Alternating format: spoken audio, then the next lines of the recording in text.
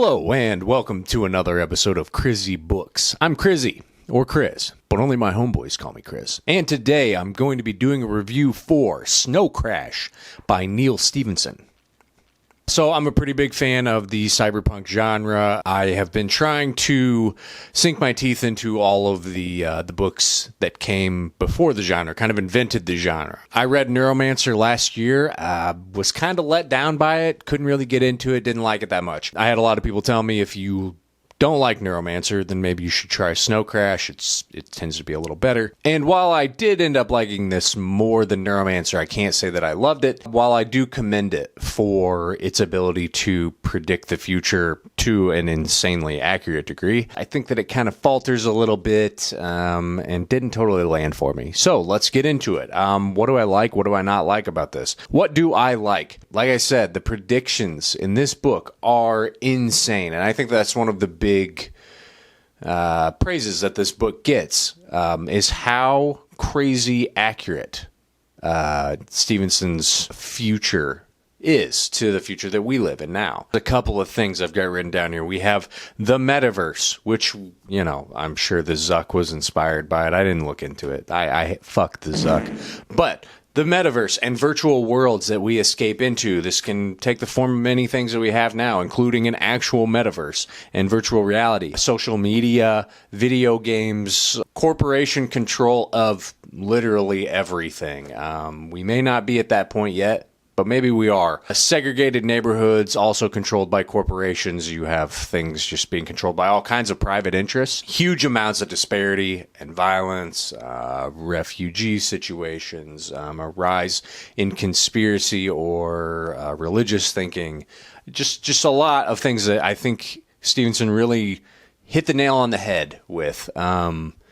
And it's pretty impressive. There's a lot of books, especially in the sci-fi genre, that try to predict some type of future, and a lot of them are way off.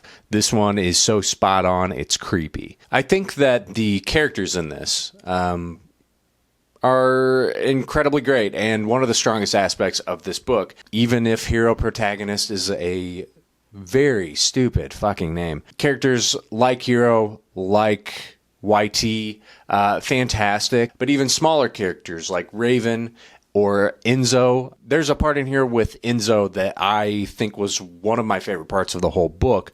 It just humanized him in a way. It was just great. There's a lot of really interesting technology that's presented in this. One of those things being this cyborg dog called a rat thing that can run at a speed of like 600 miles per hour and is used to protect, you know, gated neighborhoods and things like that. We get a lot of excerpts in this that are from that dog's perspective and his thinking and what he's doing and how he needs to protect good people. I really enjoyed these parts. I thought that they were really well done. Hearing these kind of playful thoughts come out of this cyborg killing machine, really great. I was kind of struggling to get into this at the beginning. I didn't feel like it was really gripping me very much, but then some things happen and the action really picks up, especially when we're introduced to Raven. I loved the Raven character. Very, very cool, super badass. He has a lot of depth to him, too, for being kind of this side character, antagonistic villain. Carrying around a hydrogen bomb that will detonate if he dies is such a cool idea.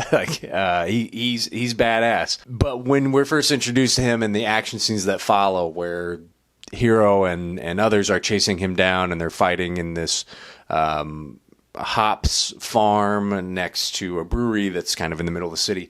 I loved this scene. I felt like I was right there. I thought that Stephenson did a great job of describing the action really well. I could picture the neon glow of the billboards in the city against the leaves of the hops. I thought that this was awesome. And I think that follows a lot throughout. I think a lot of action scenes in this play out really well and can be pretty fun and violent and introducing new technology that does really crazy shit. And I enjoyed those parts of the book. There's a small part in this that I actually really enjoyed. YT comes home and smashes her mother's computer. Her mom freaks out at her. And YT has her reason for doing this.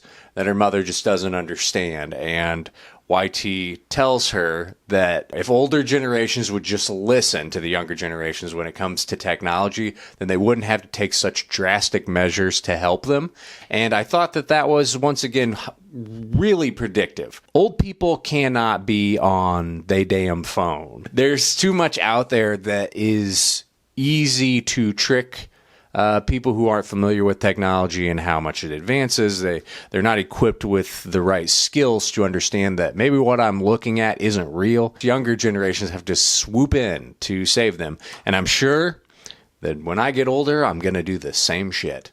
So can't wait for that. But let's get into what did I not like. The perspective that this is written from, I believe it's third person present tense.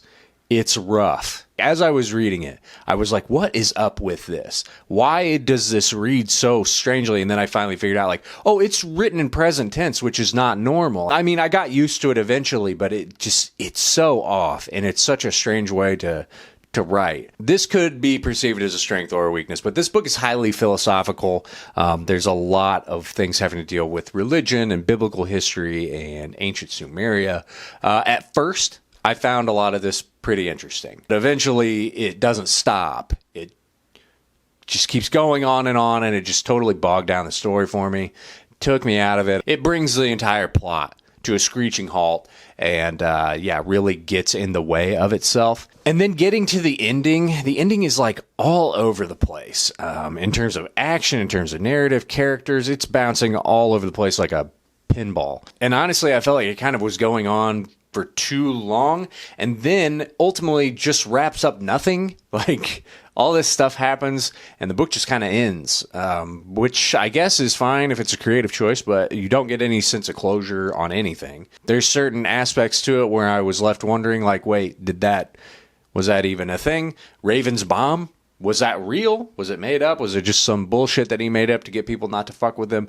There's a lot of, like, unanswered questions that, you'll never get a resolve from. Overall, I think that this was a decent novel, especially when it comes to the actual cyberpunk genre. I think that it does a good job of that. But I think that it totally struggles to just get out of its own way and spends too much time on things that aren't really relevant to the story and bore me as a reader. But on the other hand, I will give it its flowers for the significance that it holds within the genre and just the way that it was able to predict the future that we currently find ourselves in.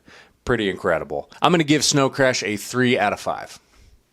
But what do you think? Do you love Snow Crash? Do you hate Snow Crash? Sound off in the comments below. Be sure to hack into the mainframe, and smash that subscribe button.